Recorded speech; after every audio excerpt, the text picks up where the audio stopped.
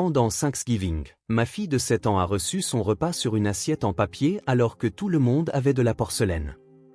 Elle est trop maladroite pour les belles pièces, a annoncé ma belle-mère. Je n'ai pas fait de scène. J'ai filmé discrètement. Ce que j'ai fait avec cette vidéo les a fait tout perdre. Avant de commencer l'histoire, n'oubliez pas d'aimer et de vous abonner à la chaîne pour voir plus d'histoires comme celle-ci. J'ai vu ma fille de 7 ans assise à la table de Thanksgiving, tenant une assiette en carton fragile, pendant que tout le monde autour d'elle mangeait dans la précieuse porcelaine héritée de ma belle-mère, celle-là même dont elle se vantait depuis 30 ans. Cette même porcelaine qui avait soi-disant survécu à la Grande Dépression et à 2 guerres mondiales. Cette même porcelaine qui était apparemment trop sacrée pour être touchée par ma petite fille. Elle est trop maladroite pour la bonne vaisselle, a annoncé Vivien assez fort pour que toute la table entende. Elle l'a dit avec désinvolture, comme si elle commentait le temps qu'il faisait, comme si elle ne venait pas de publiquement déclarer ma fille, défectueuse, devant toute notre famille. J'ai regardé mon mari, Corbin, attendant qu'il dise quelque chose, qu'il défende notre enfant. Il s'est agité sur sa chaise et a fixé sa dinde. Il n'a rien dit. 12 ans de mariage, et je ne m'étais jamais senti aussi seul que dans cet instant. Le visage de ma petite fille s'est défait. Sa lèvre inférieure tremblait. Elle a regardé son assiette en carton, puis ses cousins assis en face d'elle avec leur magnifique porcelaine antique. Et j'ai vu la lumière dans ses yeux s'éteindre. Elle n'a pas pleuré. Ce qui était presque pire. À 7 ans, elle avait déjà appris que pleurer devant Vivien Winslow ne faisait qu'aggraver les choses. Elle s'est penchée vers moi et a chuchoté 4 mots qui m'ont brisé le cœur en 1000 morceaux. « Est-ce que je suis méchante, maman ?» Je n'oublierai jamais à quel point sa voix était petite. Je n'oublierai jamais la honte sur son visage. Ma fille, ma belle reine, qui dessinait des papillons, chantait des chansons à notre chien et croyait encore à la magie, pensait sincèrement qu'elle avait fait quelque chose de mal. Elle pensait qu'elle méritait d'être mise à l'écart. Elle pensait qu'être différente signifiait être inférieure à tous les autres à cette table. Et à ce moment-là, quelque chose en moi a finalement craqué. Mais je n'ai pas hurlé. Je n'ai pas renversé la table. Je n'ai pas attrapé ma fille pour m'enfuir de cette maison, même si chaque cellule de mon corps me suppliait de le faire. À la place, j'ai fait quelque chose que Vivien n'attendait pas. J'ai sorti mon téléphone et j'ai appuyé sur enregistrer. « Qu'est-ce que tu fais ?» a-t-elle demandé sèchement, sa fourchette figée à mi-chemin de sa bouche. « Je me fais un souvenir », ai-je répondu. Ma voix était calme. Mes mains ne tremblaient pas. Je ne m'étais jamais sentie aussi sereine ni aussi certaine de quoi que ce soit de toute ma vie. C'est une réunion de famille, n'est-ce pas? Je veux me souvenir de chaque détail. Les yeux de Vivien se sont plissés, mais elle s'est vite ressaisie. Elle était trop arrogante pour penser que cette vidéo pourrait un jour avoir de l'importance. Elle était trop confiante dans sa position, trop sûre de l'empire qu'elle avait bâti sur l'argent ancien, les relations sociales et l'obéissance silencieuse de tous ceux qui l'entouraient. Elle pensait que j'étais juste cette pauvre fille que son fils avait follement épousée. Elle pensait que je ne riposterais jamais. Elle s'était trompée. Pendant 10 ans, j'avais ravalé chaque insulte, chaque compliment perfide, chaque commentaire passif-agressif sur mes vêtements, mon travail, ma famille, ma valeur en tant qu'épouse et mère. J'avais vu Vivien traiter ma fille comme une quantité négligeable tout en couvrant ses autres petits-enfants de cadeaux, d'attention et de louanges. J'avais écouté mon mari excuser la cruauté de sa mère, me disant que j'étais trop sensible, que je voyais trop de choses dans ses paroles, me disant de simplement laisser couler pour la paix de la famille. Il n'y avait plus de paix à préserver. Il n'y avait que ma fille assise à une table pleine de gens qui étaient censés l'aimer, tenant une assiette en carton, croyant qu'elle était méchante. J'ai continué d'enregistrer. J'ai filmé Vivien découpant la dinde avec un sourire satisfait. J'ai filmé ma belle-sœur, Opel, me souriant narquoisement de l'autre côté de la table, ravie de mon humiliation. J'ai filmé mon beau-père, Howard, fixant son assiette, trop lâche pour dire un mot. J'ai filmé mon mari attrapant la sauce comme si de rien n'était, comme si sa fille n'était pas assise à 1 mètre de lui, le cœur brisé. J'ai tout filmé, chaque silence inconfortable, chaque regard entendu, chaque seconde du repas où mon enfant était traité comme si elle n'appartenait pas à cette famille. Quand le dîner a été terminé, j'ai aidé Reine à mettre son manteau. J'ai remercié Vivien pour son invitation. J'ai souri poliment et j'ai dit tout ce qu'il fallait, car c'est ce que Delia Winslow avait toujours fait. C'est ce qu'on attendait de moi. Mais sous mon calme extérieur, j'étais déjà en train de planifier. Je réfléchissais déjà à ce que j'allais faire de cette vidéo. J'imaginais déjà le regard de Vivien quand elle réaliserait que son image de famille parfaite était sur le point de s'effondrer autour d'elle. Je m'appelle Dileya Winslow. Je suis infirmière pédiatrique. Je suis mère, et pendant 10 ans, j'ai été la femme qui se taisait pour préserver la paix. Ce Thanksgiving a été la dernière fois où j'ai gardé le silence. Ce que j'ai fait avec cette vidéo a fait tout perdre à la famille Winslow. Leur argent, leur réputation, leur précieuse position sociale, le domaine qui était dans leur famille depuis 3 générations, l'adhésion au club de golf que Vivien appréciait plus que sa propre petite-fille. Tout a disparu. Et je ne regrette absolument rien. Ceci est l'histoire de la façon dont j'ai cessé d'être une victime et dont j'ai commencé à me battre. C'est l'histoire de la façon dont une seule assiette en carton à un dîner de Thanksgiving a détruit un héritage familial qui durait depuis 60 ans. C'est l'histoire de ce qui se passe quand on pousse une mère trop loin. Car il n'y a rien de plus dangereux qu'une femme qui en a finalement eu assez. Pour comprendre pourquoi ce Thanksgiving m'a brisé, vous devez comprendre qui j'étais avant de devenir une Winslow. J'ai grandi dans une petite ville de l'Ohio avec une mère célibataire qui faisait des doubles quarts dans une usine textile pour nous nourrir. Nous n'avions pas grand-chose, mais nous avions. Et ma mère m'a appris que la gentillesse et le travail acharné comptaient plus que l'argent ou le statut. Je l'ai cru. Je le crois toujours.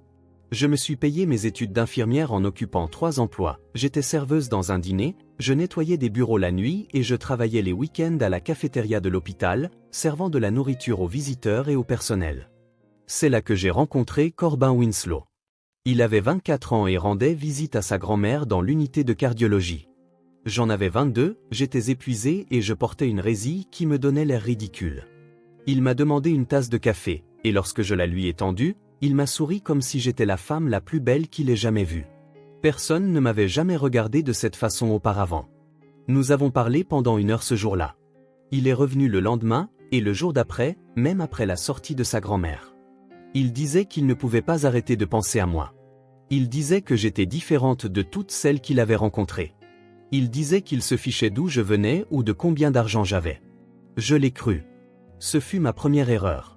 La première fois que j'ai rencontré Vivien Winslow, j'ai su que je ne serais jamais accepté. Corbin m'a emmené au dîner du dimanche dans le domaine familial, une maison immense avec des colonnes blanches et une allée circulaire qui ressemblait à quelque chose sorti d'un magazine. J'ai mis la plus belle robe que je possédais et ma seule paire de talons.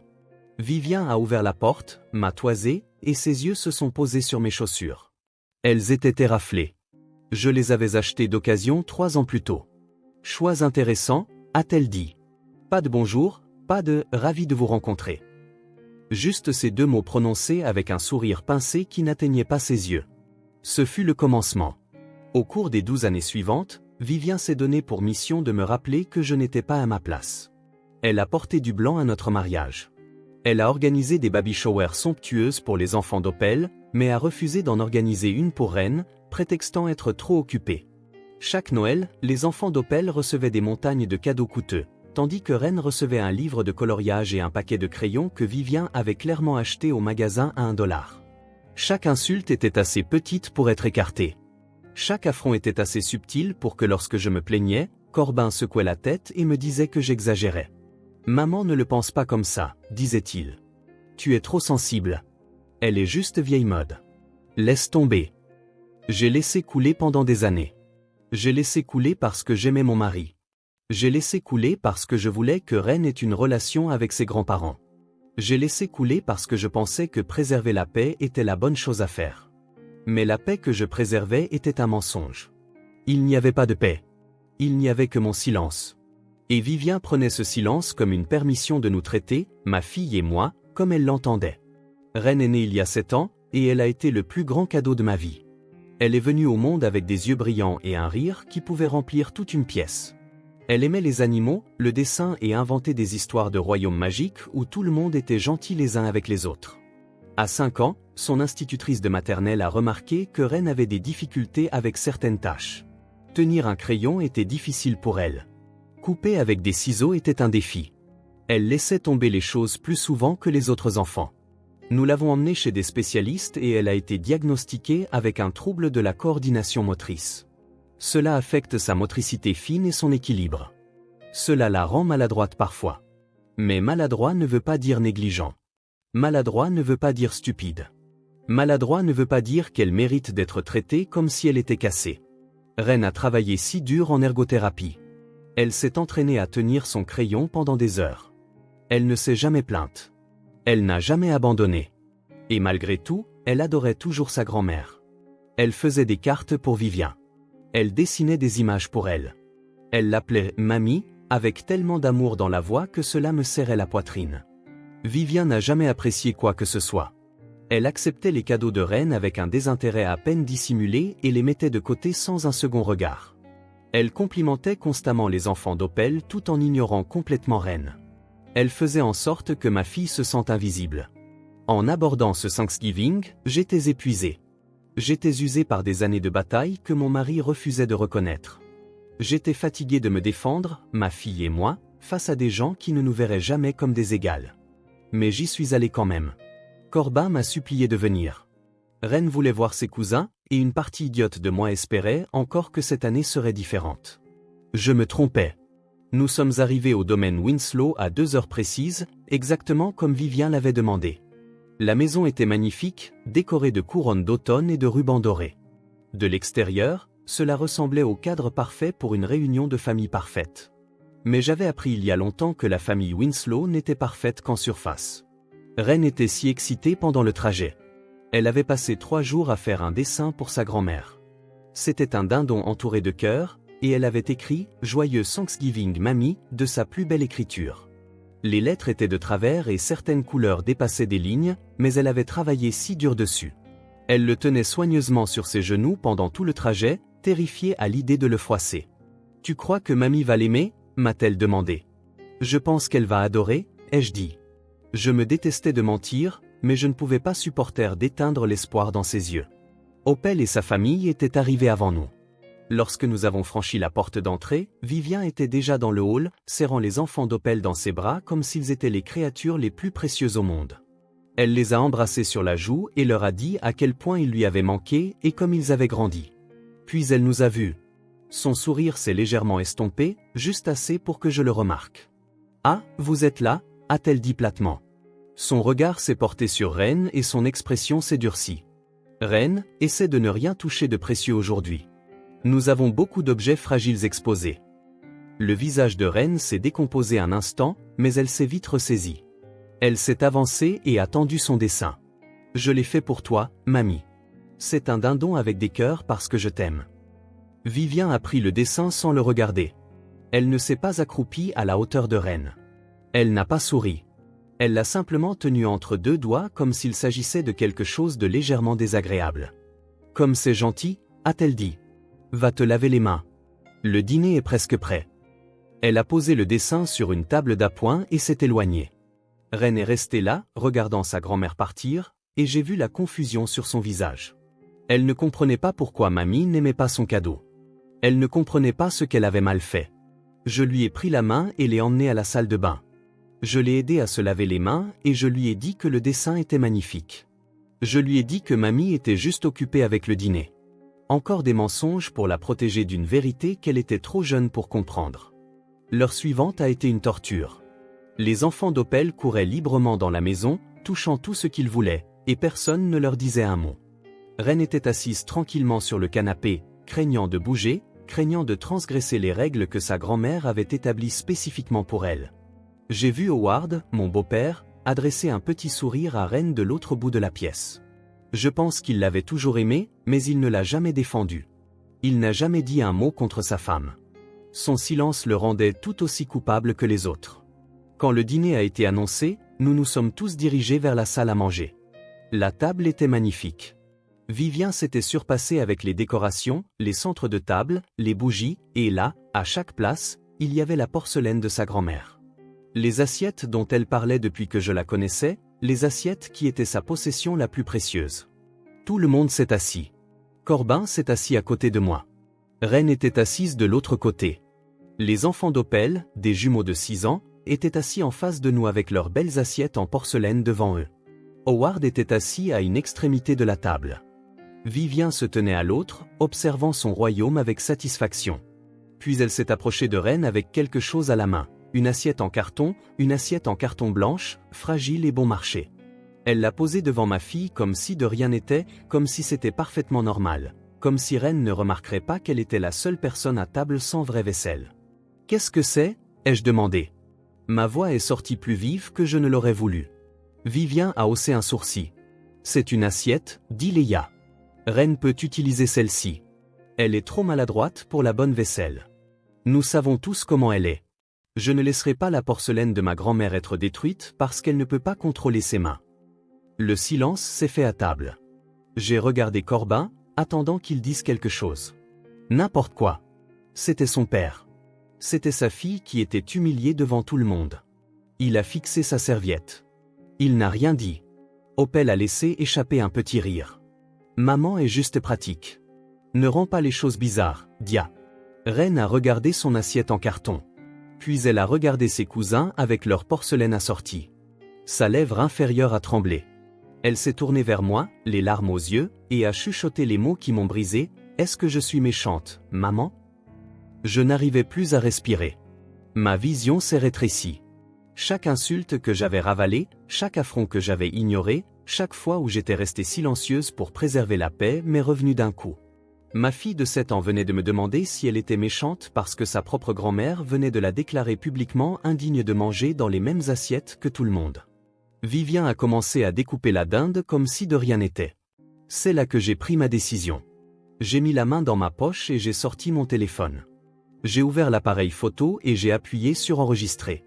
Vivien l'a remarqué immédiatement. Qu'est-ce que tu fais? J'ai gardé ma voix calme, je me fais un souvenir. C'est une réunion de famille. Je veux me souvenir de chaque détail.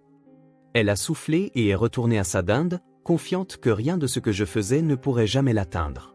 Elle n'avait aucune idée de ce qui l'attendait. J'ai tenu bon jusqu'à la fin de ce dîner par pure volonté. J'ai souri quand il fallait sourire. J'ai passé les plats quand on me l'a demandé. J'ai aidé Reine à couper sa dinde en petits morceaux sur cette humiliante assiette en carton, et j'ai fait semblant que tout allait bien, mais à l'intérieur, je brûlais. Quand le dîner a finalement pris fin, j'ai aidé Reine à mettre son manteau et j'ai remercié Vivien pour son invitation. Les mots avaient un goût de cendre dans ma bouche, mais je les ai prononcés quand même, car j'avais besoin de sortir de cette maison sans faire de scène. J'avais besoin de temps pour réfléchir. J'avais besoin de planifier. Le trajet du retour a été silencieux jusqu'à ce que Corbin parle enfin. « Tu es en colère ?» a-t-il dit. Pas une question, une affirmation, comme s'il observait le temps. J'ai serré le volant si fort que mes jointures sont devenues blanches. Notre fille a été humiliée devant toute la famille. Elle m'a demandé si elle était méchante. Oui, Corbin, je suis en colère. Il a soupiré. Ce soupir fatigué qu'il faisait toujours quand j'abordais le comportement de sa mère.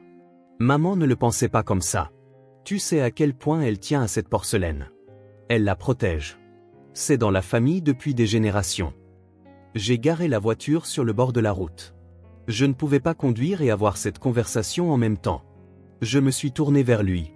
La porcelaine est plus importante que les sentiments de ta fille. C'est ce que tu es en train de me dire? Il a ouvert la bouche pour répondre, puis l'a refermée. Il n'avait pas de réponse. Il n'avait jamais que des excuses. C'est ta mère, Corbin. Je le comprends. Mais Reine est ta fille, ton enfant. Et tu es resté assis là, sans rien dire, pendant que ta mère disait à tout le monde à cette table que notre petite fille était trop cassée pour mériter le même traitement que ses cousins. Tu exagères, a-t-il dit doucement. Je l'ai fixé longuement. L'homme que j'avais aimé pendant 12 ans. L'homme avec qui j'avais construit une vie. L'homme qui avait promis d'être à mes côtés dans toutes les épreuves. Je ne le reconnaissais plus. J'ai redémarré et j'ai fait le reste du chemin en silence. Reine s'était endormie sur la banquette arrière, épuisée par le poids émotionnel de la journée. Je l'ai portée à l'intérieur, l'ai mise en pyjama et l'ai bordée dans son lit. Je l'ai embrassée sur le front et je lui ai dit que je l'aimais plus que tout au monde. Ensuite, je suis allé dans ma chambre, j'ai fermé la porte et j'ai regardé la vidéo. Je l'ai regardée 17 fois. J'ai écouté la voix froide de Vivien déclarant ma fille trop maladroite pour la bonne vaisselle. J'ai regardé le visage de Reine se défaire. J'ai regardé mon mari rester assis là comme un lâche pendant que sa mère détruisait l'estime de soi de son enfant. Au 18e visionnage, ma décision était prise. J'avais fini de protéger la famille Winslow. J'avais fini de me taire. J'avais fini de sacrifier le bien-être de ma fille sur l'autel de la paix familiale.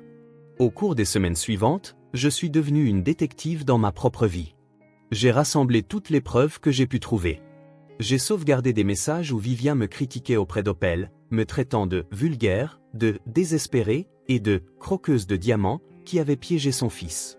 J'ai trouvé des courriels où elle demandait à Corbin de me tenir à l'écart des décisions financières parce qu'on ne pouvait pas me faire confiance avec l'argent. J'ai découvert autre chose qui a tout changé. En organisant nos documents financiers, j'ai trouvé des traces de paiement que Corbin effectuait à ses parents. De grosses sommes, des dizaines de milliers de dollars au cours des 5 dernières années. Lorsque je l'ai confronté, il a admis que Vivian et Howard l'avaient pressé d'aider à financer l'entreprise d'un ami d'Howard, une entreprise qui avait spectaculairement échoué. Il vidait nos économies depuis des années, et Corbin me l'avait caché. J'ai consulté un avocat spécialisé en droit de la famille la semaine suivante. J'ai demandé le divorce, invoquant l'abus émotionnel et la tromperie financière. J'ai demandé la garde exclusive de Ren, présentant des preuves du manquement de Corbin à la protéger de la cruauté de sa mère. Mais je n'avais pas terminé. Je savais qu'embarrasser Vivian lors d'une procédure de divorce ne suffirait pas.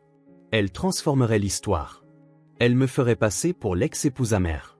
Elle continuerait à mener sa vie confortable pendant que je me débattrais pour reconstruire la mienne. Je devais la frapper là où ça faisait vraiment mal. Je me suis souvenu de quelque chose que Corbin avait mentionné il y a des années. Vivian avait une sœur aînée nommée Lorraine qui vivait à Portland. Elles étaient brouillées depuis des décennies après une dispute amère au sujet de l'héritage de leur mère. Le plus important, c'est que Lorraine contrôlait le fonds fiduciaire familial, le fonds qui payait le domaine Winslow, le fonds qui finançait tout le train de vie de Vivian. J'ai trouvé l'adresse de Lorraine grâce au registre public. Je lui ai écrit une lettre expliquant tout. J'ai décrit 10 ans de mauvais traitements. J'ai détaillé la façon dont Vivian avait traité ma fille. J'ai inclus des captures d'écran de messages et des copies de courriels, et j'ai inclus la vidéo. J'ai posté ce colis un mardi matin. Puis j'ai attendu. 3 semaines plus tard, mon téléphone a sonné. L'indicatif régional était Portland. Madame Winslow, ici Lorraine Ashford. J'ai regardé votre vidéo. Je pense que nous devons parler. Lorraine Ashford avait une voix comme du miel versé sur de l'acier. Chaleureuse mais autoritaire. Le genre de voix qui vous faisait vous tenir plus droite sans que vous vous en rendiez compte. J'ai regardé votre vidéo 17 fois, a-t-elle dit. Je n'arrivais pas à arrêter de la regarder. Cette petite fille assise là avec une assiette en carton pendant que tout le monde a la porcelaine que ma grand-mère chérissait. Savez-vous pourquoi j'ai cessé de parler à Vivian il y a 30 ans? J'ai retenu mon souffle. Non. Parce qu'elle a fait exactement la même chose à ma fille. Lorraine m'a tout expliqué. Il y a 30 ans, sa fille était née avec une légère déficience auditive. Vivian avait traité l'enfant comme si elle était défectueuse. Elle l'avait exclue des photos de famille. Elle lui avait donné des cadeaux moins chers que les autres petits-enfants. Elle avait fait des commentaires sur à quel point il était dommage que la fille de Lorraine ne soit pas « normale » comme tout le monde. Lorsque Lorraine l'avait confrontée, Vivian avait tout nié et avait dressé la famille contre elle. Leur mère avait pris le parti de Vivian parce que Vivian avait toujours été la préférée. Lorraine avait été évincée, effacée des réunions de famille, traitée comme si elle n'avait jamais existé. Mais leur mère avait fait une chose juste avant de mourir. Elle avait donné à Lorraine le contrôle du fonds fiduciaire familial. J'ai attendu 30 ans pour avoir la preuve que Vivian n'a jamais changé, a dit Lorraine. Vous venez de me la donner sur un plateau d'argent. Ou devrais-je dire, une assiette en carton. Au cours des 6 semaines suivantes, Lorraine a démantelé le monde de Vivian avec une précision chirurgicale. La première frappe a été financière. Lorraine a restructuré le fonds fiduciaire familial et a retiré Vivian et Howard de la liste des bénéficiaires. Les paiements trimestriels qui finançaient leur style de vie depuis des décennies ont cessé immédiatement. Le domaine, qu'ils avaient toujours agi comme s'ils le possédaient, appartenait en réalité au fonds fiduciaire. Lorraine les a informés qu'ils avaient 60 jours pour quitter la propriété. Vivian m'a appelé en hurlant le jour où elle a reçu l'avis. « C'est toi qui as fait ça », a-t-elle sifflé au téléphone. « Petite ingrate, intrigante, moins que rien. Je savais que tu étais une ordure dès l'instant où mon fils t'a ramené à la maison. Je savais que tu détruirais cette famille. Je l'ai laissé finir. Je l'ai laissé cracher toutes les insultes qu'elle retenait depuis 12 ans. Et quand elle a finalement manqué de venin, j'ai répondu, je n'ai pas détruit votre famille, Vivian. J'ai juste permis aux gens de voir qui vous êtes vraiment. Vous avez fait le reste toute seule. Elle m'a raccroché au nez. Ce fut la dernière fois que nous nous sommes parlé. La deuxième frappe est venue d'une direction inattendue. Lorraine avait des relations au club de golf où Vivian siégeait au conseil social. Elle a partagé la vidéo de Thanksgiving avec la présidente du club, une femme nommée Marjorie Thorne, dont le petit-fils était autiste. Marjorie a été horrifiée. Elle a convoqué une réunion d'urgence du conseil et a présenté la vidéo comme preuve de « conduite indigne d'un membre ». Vivien a été immédiatement retiré du conseil. Son adhésion a été révoquée la semaine suivante. Le club qui avait été le centre de son univers social pendant 40 ans lui a fermé ses portes de façon permanente. J'ai appris plus tard que Vivien avait essayé de déformer l'histoire. Elle a dit à quiconque voulait l'entendre que j'avais manipulé la vidéo, que j'avais sorti les choses de leur contexte, qu'elle était la vraie victime. Mais la vidéo parlait d'elle-même. Il n'y avait aucun contexte qui rendait acceptable le fait de donner une assiette en carton à une enfant de 7 ans pendant que tout le monde mangeait dans la porcelaine. Il n'y avait aucune explication qui faisait que ces paroles sonnaient autrement que de la cruauté. La troisième frappe fut le coup de maître de Lorraine. Elle a fait un don substantiel à l'hôpital pour enfants où je travaillais. Le don a établi un fonds permanent pour les enfants ayant des différences de développement, fournissant thérapie et ressources aux familles qui ne pouvaient pas se les offrir. Elle a fait le don au nom de Rennes. Le fonds Rennes Winslow aide maintenant des dizaines d'enfants chaque année. Le nom de ma fille est sur une plaque dans le hall de l'hôpital. Elle n'est pas une source de honte. Elle est une source d'espoir pour d'autres enfants comme elle. Le divorce a été prononcé 2 mois après Thanksgiving. J'ai obtenu la garde exclusive de Rennes. Le juge a examiné les preuves du manquement de Corbin à protéger notre fille et son habitude de cautionner les abus de sa mère. Il n'a obtenu qu'un droit de visite supervisé. Corbin est venu me voir une dernière fois avant l'audience finale. Il se tenait sur le pas de ma porte, les yeux rouges et les mains tremblantes. « Je ne savais pas que c'était si grave », a-t-il dit. « Je jure que je ne savais pas. Je vais changer. Je vais lui tenir tête. Donne-moi juste une autre chance. » J'ai sorti mon téléphone et je lui ai montré un échange de messages entre lui et Vivien datant de 2 ans plus tôt. Dedans, elle qualifiait Rennes de « fardeau » et de « déception ». Sa réponse était un simple emoji pouce levé. « Tu savais, Corbin. Tu as toujours su. Tu as juste décidé que garder ta mère heureuse était plus important que de protéger ta fille. Je ne te pardonnerai jamais pour ça. » Je lui ai fermé la porte au nez. Vivien et Howard ont été forcés de vendre leurs biens pour se payer le loyer d'un petit appartement de l'autre côté de la ville. Les meubles anciens, les œuvres d'art, les bijoux, tout a été mis aux enchères. Opel, dont le style de vie était également financé par le fonds fiduciaire, a soudainement dû chercher un emploi pour la première fois de sa vie adulte. L'empire Winslow, construit sur l'argent ancien, le silence et la cruauté, s'est effondré en moins de 3 mois, et je l'ai regardé brûler sans aucun regret. 6 mois après ce Thanksgiving, ma vie était complètement différente. Rennes et moi avons emménagé dans une petite maison de l'autre côté de la ville. Elle a un petit jardin dans la cour arrière où nous avons planté des tomates et des tournesols. Elle a une cuisine avec des murs jaunes parce que le jaune est la couleur préférée de Rennes. Elle a un porche avec 2 chaises berçantes où nous nous asseyons ensemble les soirs d'été pour parler de sa journée. Ce n'est pas un manoir. Ce n'est pas impressionnant, mais c'est à nous, et c'est rempli d'amour au lieu de jugement. Rennes a commencé à travailler avec une nouvelle ergothérapeute spécialisée dans les enfants atteints de troubles de la coordination motrice. Elle a fait des progrès incroyables. Elle peut écrire son nom clairement maintenant. Elle peut couper du papier avec des ciseaux sans se frustrer. Elle laisse toujours tomber des choses parfois, mais elle ne s'excuse plus d'exister quand cela arrive. Le mois dernier, elle est rentrée de l'école avec un certificat. Son enseignante lui avait donné un prix pour être l'élève la plus gentille de sa classe. Elle me l'a brandi avec le plus grand sourire sur son visage. « Maman, ma maîtresse dit qu'être gentille est plus important qu'être parfaite. C'est pas cool ?» Je l'ai serrée dans mes bras et j'ai pleuré. J'ai pleuré parce qu'elle avait raison. J'ai pleuré parce qu'elle comprenait à 7 ans quelque chose que Vivien Winslow n'a jamais appris en 62 ans. J'ai pleuré parce que ma fille allait s'en sortir. Elle allait être plus que bien. Elle allait être extraordinaire. Je pense à la femme que j'étais. La femme qui restait silencieuse à table pendant que sa belle-mère faisait des commentaires cruels. La femme qui ravalait sa colère pour préserver la paix. La femme qui laissait son mari la convaincre qu'elle exagérait, qu'elle était trop sensible, qu'elle devait juste laisser couler. Cette femme a disparu. J'ai appris quelque chose d'important à travers tout cela. Le silence ne préserve pas la paix. Le silence donne la permission. Chaque fois que je me taisais, je disais à Vivien que son comportement était acceptable. Chaque fois que je laissais passer une insulte, J'enseignais à ma fille qu'elle ne méritait pas d'être défendue. Je ne referai plus jamais cette erreur. Si quelqu'un traite votre enfant comme s'il était moins que, vous devez agir. Je me fiche que ce soit votre belle-mère. Je me fiche que ce soit vos propres parents. Je me fiche que ce soit votre conjoint ou votre frère ou votre plus vieil ami. Quand un adulte fait délibérément sentir à un enfant qu'il est brisé, indésirable ou indigne, vous avez la responsabilité d'y mettre fin. Même si cela vous coûte des relations, même si cela vous coûte de l'argent, même si cela vous coûte tout. Votre enfant regarde. Votre enfant a